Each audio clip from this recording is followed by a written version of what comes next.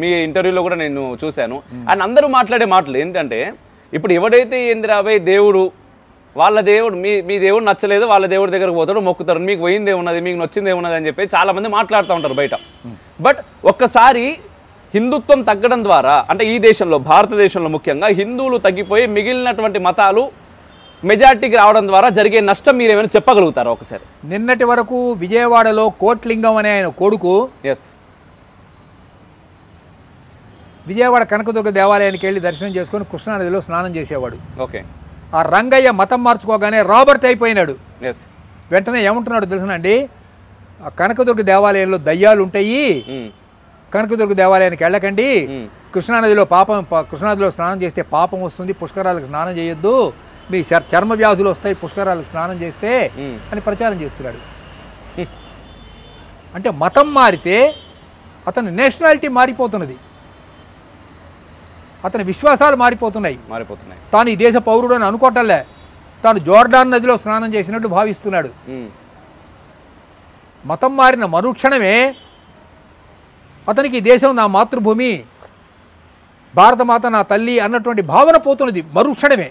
Is not considering himself as a national, as a citizen of India, and he starts abusing Hinduism. Hindu దేవీ దేవతలను తిడుతూ వాళ్ళు వీడియోలు పెడుతున్నారు. అవును. వీళ్ళలో రెండు వర్గాలు, ఒకటి విద్వేషంతో వచ్చిన వర్గం, రెండవ వర్గం వాళ్ళు డబ్బు కోసం. ఫారిన్ నుంచి ఫండ్స్ వస్తాయి వీళ్ళకి, ఓకే, విపరీతంగా ఫండ్స్ వస్తాయి. ఆ ఫండ్స్ అన్ని తీసుకొని వీళ్ళు ఇలా ప్రచారం చేయడం మొదలు పెడతారు. ఓకే. న్యూస్ క్లిక్ అని ఒకటి ఇప్పుడే మొన్న దాని మీద విచారణ మొదలైంది. ఓకే. అతని పేరు ప్రవీర్ పురకాయస్తా అని న్యూఢిల్లీలో ఉంటాడు. అతని దగ్గర 40 మంది జర్నలిస్టులు ఉన్నారు. ఓకే. వీళ్ళకి 200-300 కోట్ల రూపాయలు చైనా నుంచి వచ్చింది. వాళ్ళ పని ఏమిటంటే రోజు చైనా గొప్ప దేశము, ఇండియా పనికిమాలిన దేశము, ఇండియాలో ఎక్కడైనా సరే యాజ్ స్టేషన్స్ను రైతుల పేరుతో న్యూఢిల్లీలో యాజ్ స్టేషన్ మొదలుపెట్టండి, ఖలిస్తాన్ యాజ్ స్టేషన్ మొదలుపెట్టండి, షాహీన్ బాగ్ యాజ్ స్టేషన్ మొదలుపెట్టండి, జల్లికట్టు అనే పేరుతో తమిళనాడులో యాజ్ స్టేషన్ మొదలుపెట్టండి, ప్రజల్ని రెచ్చగొట్టండి, నరేంద్ర మోడీ ప్రభుత్వాన్ని పడగొట్టండి. ఇలాగా పేపర్లలో న్యూస్ ఐటమ్స్ వచ్చేటట్లు వాళ్ళు పత్రికలను కొనుక్కుంటారు, న్యూస్ ఛానల్స్ను కొనుక్కుంటారు. ఇదే వాళ్ళ పని. ఇది న్యూస్ క్లిక్ అనేటటువంటి ఒక సంస్థ. ఇలాంటి సంస్థలు బయట పడ్డవి కొన్ని, బయట పడనవి కొన్ని అనేకమైన ఉన్నాయి. ఇలా దేశద్రోహం ఇన్ని వైపుల నుంచి జరుగుతుంటే ఇండియాని బ్రేకింగ్ ఇండియాని ముక్కలు ముక్కలు చేయాలనుకుంటే ఎవరు కాపాడగలుగుతారు? ఇన్ని వైపుల నుంచి ఏదో ఒకవైపు నుంచి అయితే శత్రువులను ఎదుర్కోగలుగుతాం. అంతర్గత శత్రువులు, బాహిరమైన శత్రువులు, అంతర్గతంగా శత్రువులు ఎక్కువైపోయారు. ఇప్పుడు ఫస్ట్ మనం ఇంతకుముందు మొదలైంది అక్కడే కదా, మతం మారడం ద్వారా పోయేది ఏముంది అంటే మతం మారినంత మాత్రాన వాడు కేవలం మతం మారి ఊరుకోవట్లేదు, ఈ దేశ పౌరుడే కాను అన్నట్టుగా.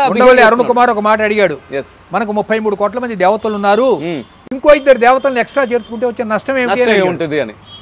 ఏమిటి, ఇంకో 2 చేరుస్తాం, వాళ్ళని కూడా దూర్చుకుందాం. మనకు ఎంతో మంది ఎక్స్పాండ్, మన పుష్పక విమానం కదా, అంతే కదా. అవును. నేను ఒక వీడియో పెట్టా, అరుణ్ కుమార్ గారు మీ మీద నాకు చాలా గౌరవం ఉంది, I like you so much. Okay. నేను మీతో పాటు రాజమండ్రి వస్తా, మన ఇద్దరం కలిసి చర్చికి వెళ్దాం. బాగుంది, బాగుంది. మీతో పాటు వస్తా. ఓకే. మనతో పాటు పాస్టర్ వస్తాడు.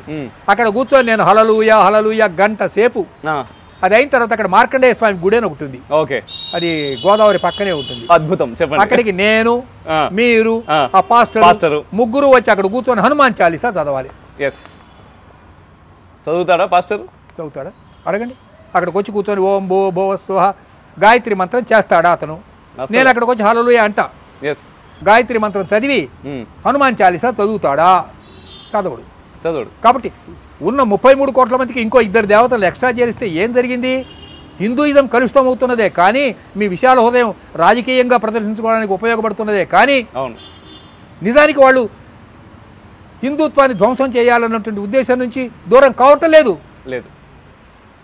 కాబట్టి ఇది it's only A political drama, just for the sake of vote catching. మరి హిందువులు ఎందుకంతా, ఇప్పుడు మీరు అన్నారు కదా నేను వచ్చి చదువుతాను హల్లెలూయా అని చెప్పేసి, ఇప్పుడు చాలా మంది కూడా హిందువులు అనేక మంది మీరు అన్నట్టుగా అంటే ప్రతి మతం అందరూ ఒకటే కదరా అనేటటువంటి ఒక ఆలోచన దాంతో పెరుగుతాం. అందరూ ఒకటి ఎట్లా అవుతారు సార్?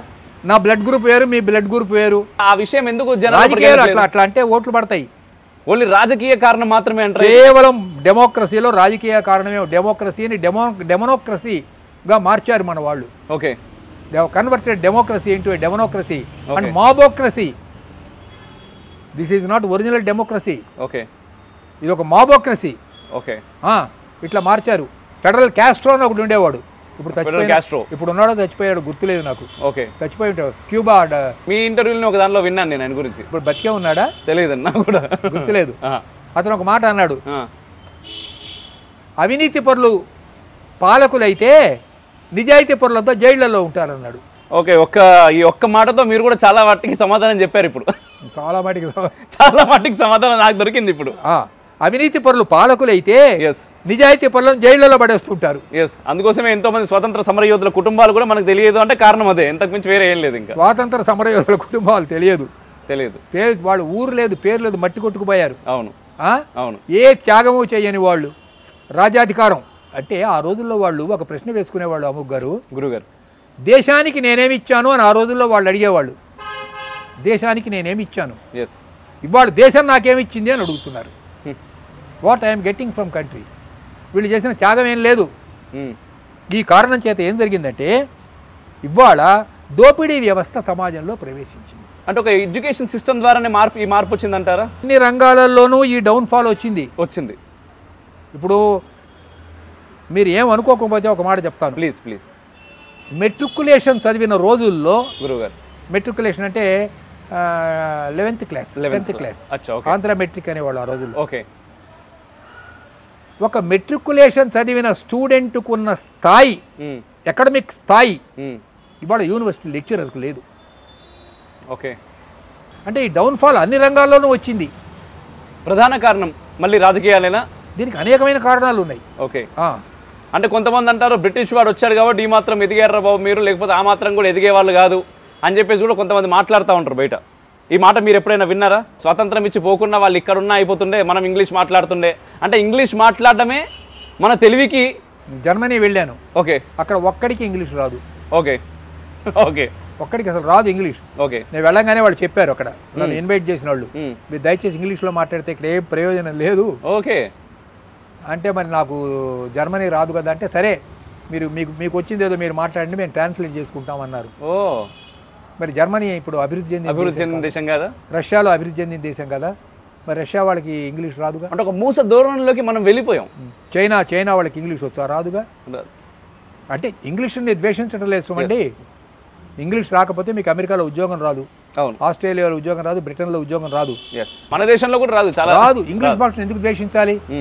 అసలు ఒక భాష మీద మనకి ద్వేషం ఎందుకు? భాష మీద ద్వేషం కాదు, కానీ